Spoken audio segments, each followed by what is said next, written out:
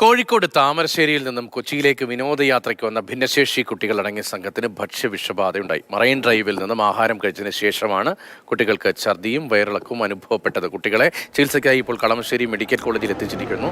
വിഷ്ണു പ്രകാശ് ചേരുന്നുണ്ട്. വിഷ്ണു, കുട്ടികളുടെ സ്ഥിതി എങ്ങനെയാണ്? ആശുപത്രിയിലുള്ള വിവരങ്ങൾ എന്താണ്? എത്ര കുട്ടികളുണ്ട്?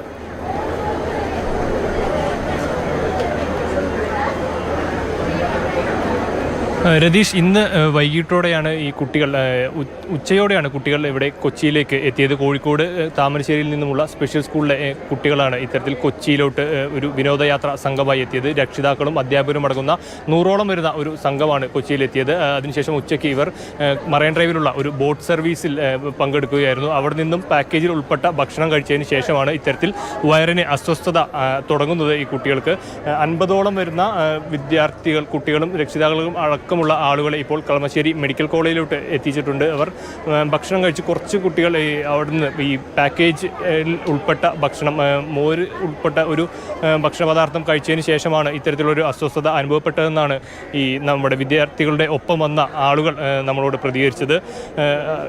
ഈ കുട്ടികളും അധ്യാപകരും അടക്കമുള്ള ഒരു സംഘത്തിനാണ് ഇത്തരത്തിലുള്ളൊരു അവസ്ഥ ഇപ്പോൾ വന്നത്. ഇപ്പോൾ ഇവരെ കളമശ്ശേരി മെഡിക്കൽ കോളേജിലോട്ട് ചികിത്സയ്ക്കായി എത്തിച്ചിരിക്കുകയാണ്.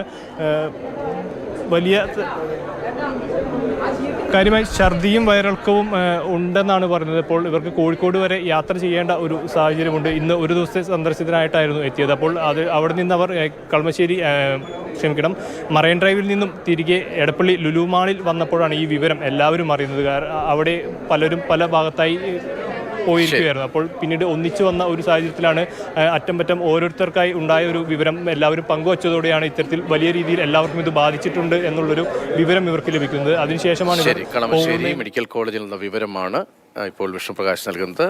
ഛർദിയും വയറിളക്കവും ഒക്കെ ഉണ്ട്. മറ്റ് ഗൗരവമായി എന്തെങ്കിലും പ്രശ്നമുണ്ടോ എന്ന കാര്യത്തിൽ എപ്പോഴും വ്യക്തതയില്ല.